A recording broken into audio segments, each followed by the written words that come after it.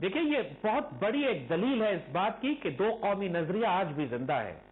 یہ اس بات کی دلیل ہے کہ ہمارے بزرگ فاؤنڈنگ فادرز جنہوں نے پاکستان بنایا تھا وہ صاحب نظر، صاحب فراست، نگاہ بلند، سخن دل نواز اور جاں پرسوز وجود تھے.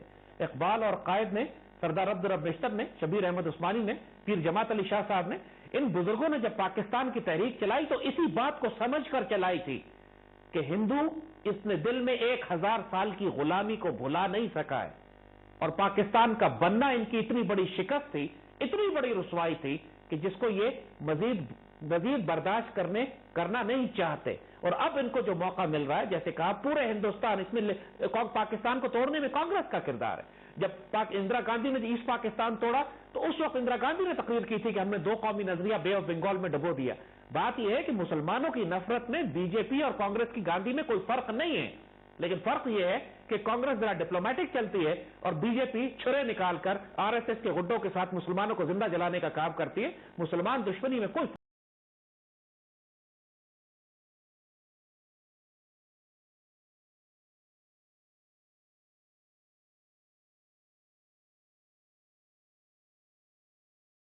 مجھے بات بتائیں، آپ سمجھتے ہیں کہ ہمارے مسلمان سپاہیوں نے واقعی بنگلہ دیشی عورتوں کا میسیو ریپ کیا؟ سمجھتا نہیں، مجھے پتا ہے کیا ہے. میسیو ریپ کیا؟ It's unbelievable. یہ پھر مجھے بتائیں کہ انڈیا کا احسان ہے کہ نہیں کہ انہوں نے آ کے جان چھوڑائی پاکستانیوں سے ان کی؟ یہ تو بنگلہ دیشی سوچتے ہوں گے، لیکن یہ تو بنگلہ دیشی نہیں تو، اور میری بات سنیں، اگر میرے ہمسائے یا میرا کوئی رشتہ دار آ کے میرے ساتھ زیادتی شروع کر دے تو اگر ہمسایہ آ کے میری جان چھڑائیں گے تو میں کس کو شکریہ ادا کروں گی جس نے زیادتی کی؟ نہیں، مطلب دیکھیں نا، شیخ مجیب بنگالیوں کا تو ہیرو تھا. ہاں، نہیں تو وہ ہیرو، میرا تو خود ہیرو ہے. اس نے ان کی جان، دوسری بات یہ ہے کہ ریپ تو ہوئے ہیں، کتنی زیادتی ہیں، لاکھوں لوگوں کے ریپ ہوئے ہیں، لاکھوں عورتیں جو لڑکیاں پریگننٹ ہوئی ہیں، لاکھوں لوگ مارے. نہیں تو ان کو شرم نہیں آتی پاکستانیوں کو؟ نہیں آتی نا، آج تک انہوں نے معافی نہیں مانگی. میں کم از کم دیکھیں نا، میں آپ کے ساتھ کوئی زیادتی کروں تو میں اگر کانشنس ہے تو میں کہوں گا تو مجھ سے غلطی. شاہ صاحب، میں معافی مانگتی ہوں ساری جو ہمارے، اور آپ کو معافی مانگنی چاہیے. Let's do it. آپ معافی مانگیں بنگلہ دیشیوں سے میرے اس ویڈیو کے ذریعے، اور میں معافی مانگتی ہوں کہ جو ہمارے پاکستانیوں نے ان کے ساتھ زیادتیاں کی ہیں، ان کو میں تو شرمندہ ہوں کہ یہ میرا تو شکل ان کی دیکھنے کو دل نہیں کرتا. جو ہمارے پاکستانی سپاہی ہیں، میں تو معافی مانگتا ہوں، میں تو بالکل مانگتا ہوں. ہم معافی مانگتے ہیں اگر اس زمانے میں، but this is just said. میں تو کہتی ہوں اچھا بنگلہ دیش آزاد ہو گیا. نہیں، بالکل نہ، اس کے علاوہ کوئی چارہ نہیں تھا. اور جتنا مرضی ہم کہتے ہیں پاکستان ٹوٹ گیا، پاکستان ٹوٹ گیا، پاکستان اپنا خود توڑا ہے. ہاں، خود توڑا ہے. اور دوسری بات یہ کہ یہ جس طرح کی زیادتی ہوتی ہے نا، یہ ویسے بڑی عجیب بات ہے ہیومن نیچر کی، مجھے سمجھ نہیں آتی کہ اٹس جسٹ انبلیویبل کہ پیپل ڈڈ دیٹ. اور میرا نہیں خیال کہ معافی مانگنا انف ہے، but this is the least we can do کہ ہم بنگلہ دیشیوں سے معافی مانگ سکتے ہیں. تو پھر آپ کیا کہیں گے کہ انڈین ہمارے مقابلے میں بہتر ہیں؟ آپ کا کیا خیال ہے انڈین ایسے؟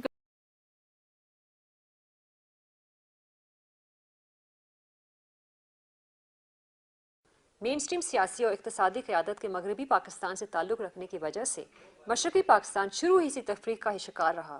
آبادی زیادہ ہونے کے باوجود ملک کے بجٹ میں مشرقی پاکستان کا حصہ مغرب سے کم رکھا گیا. ہمارا یہ خیال تھا کہ ہم لوگ بڑے ہینڈسم لوگ ہیں، بڑے ٹال ہیں، بڑے فیئر ہیں، اور یہ کہ ہم اچھی انگریزی بولتے ہیں، وہ کالے ہیں، چھوٹے قد کے ہیں، انگریزی بولنا نہیں جانتے. مشرقی پاکستان کی رنجشیں قومی زبان کے مسئلے پر شروع ہوئیں. قائد اعظم محمد علی جناح کا یہ پہلا قدم تھا کہ انہوں نے کہا کہ بنگال کی سرکاری زبان اردو ہونی چاہیے. بنگالیوں نے تو اس کو بہت غصے سے رد کیا.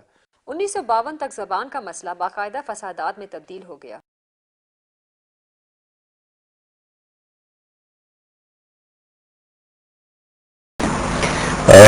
آپ کہتے ہیں کتابیں خاموش ہیں. میں نے جس زمانے میں میٹرک کیا ہے، ہماری سوشل اسٹڈیز کی بک میں تو بنگال کا ذکر تک نہیں تھا قرارداد پاکستان کے حوالے سے، کہ اس میں یہ لکھا گیا تھا کہ ایک قرارداد تو پیش ہوئی جو کہ شیر بنگال مولوی فضلیات نے پیش کی، لیکن وہ کہتے تھے کہ سندھ، پنجاب، سرحد، بلوچستان اور کشمیر پہ مشتمل پاکستان ہوگا. یہ بڑی مجرمانہ کام ہے. دیکھیں، میرے نزدیک کم از کم، میں ایک تاریخ کے طالب علم کی حیثیت سے ناقص رائے میں سمجھتا ہوں کہ بڑا ٹوٹل فیلئر ہے یہ بنگلہ دیش کا قیام. ہم قیام پاکستان کی جسٹیفیکیشن بناتے ہیں دو قومی نظریے کو. میں اس بحث میں نہیں جا رہا کہ کتنی اٹراسٹیز تھیں اور ہندوستان کی جو اس وقت کی قیادت تھی اس کی کیا مینٹیلٹی تھی. انگریز دوسری جنگ عظیم کے بعد جب کولونیلزم کا خاتمہ ہونا تھا اور اقوام متحدہ کے قیام کے ساتھ ہی امریکہ کے حکمرانوں نے کیا ڈیمانڈز تھیں اور سب جگہ آزادی کی جو بھی تحریکیں چل رہی تھیں نہیں بھی چل رہی تھیں, تو آپ دیکھتے ہیں کہ کولونیلزم کا خاتمہ ہوتا ہے. لیکن پاکستان کا قیام عمل میں آتا ہے. پاکستان کے قیام کے عمل میں آتے ہی وہ قائد اعظم کے اور فاؤنڈنگ فادرز کے وہ سارے کے سارے خواب چکنا چور ہوتے ہیں کہ جو اگر تو دکھائے گئے تھے لوگوں کو, جو ان سے وعدے کیے گئے تھے, اس کی تعبیر یہاں نظر نہیں آتی. اور اگین بنگلہ دیش کا قیام اس دو قومی نظریے کی ایگزسٹنس کے اوپر بھی ایک بہت بڑا کوشچن مارک لے کر آتا ہے.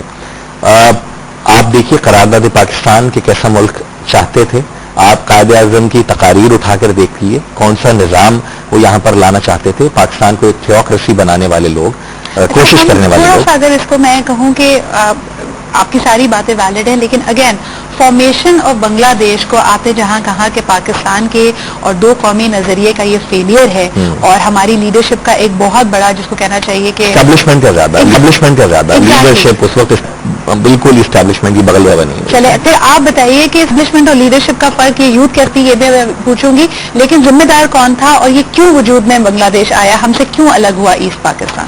دیکھیے اگین کہ اس لیے عمل میں قیام ہوا بنگلہ دیش کا کہ وہاں پاکستان کی اسٹیبلشمنٹ کی جانب سے زیادتیاں کی جاتی رہیں.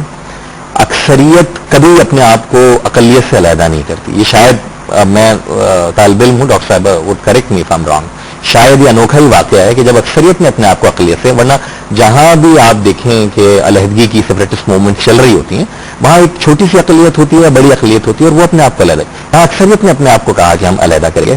یہ حقوق نہیں مانے گئے. اور اس کے ساتھ ساتھ اگر کوئی یہ کہتا ہے کہ عالمی سازشیں بھی تھیں, تو جہاں فرٹائل گراؤنڈ ہوتا ہے اور آپ کے دشمن ٹٹ فور ٹیٹ کی بنیاد کے اوپر ایسا کرتے رہتے ہیں. فیلڈ اسٹیٹ تھیوری پہ تو شروع میں ان کا کافی اسٹیٹمنٹس بڑی کھل کے آتی تھی. نہرو کی اسٹیٹمنٹس بھی آپ دیکھیں, پٹیل کی کلام آزاد کو بھی نہیں بھولنا چاہیے, انہوں نے جامع مسجد یہ بالکل صحیح بات کہہ رہے ہیں جس طرح سے ٹو نیشن تھیوری کا کانسیپٹ آیا سب کچھ. مگر جو فارمر ایسٹ پاکستان اور ابھی کا جو بنگلہ دیش ہے, میرے حساب سے پاکستان کا جو نیشن اسٹیٹ ہے اس کا فیلئر ہوا. دیکھیے جب پاکستان بن گیا اس کے بعد پاکستانیت آپ کس طرح سے ایک چیز کو آگے لے کے بڑھتے, وہ پاکستان کے اندر کبھی شروع ہوئی ہی نہیں. ایکسٹریملی نیت کرانے والا بندہ پیش آ گیا ہے, and that's sad, that's sad, that's sad. Pakistan اتنی فرسٹریٹڈ کسی ہو, جاؤ اپنی بیگم کے پاس, بیگم نہیں ہے شادی کرو یا کچھ کرو, اپنی فرسٹریشن نکالو یار. لائیو جگہ نہیں ہوتی بٹوا فرسٹریشن نکالنے کے لیے.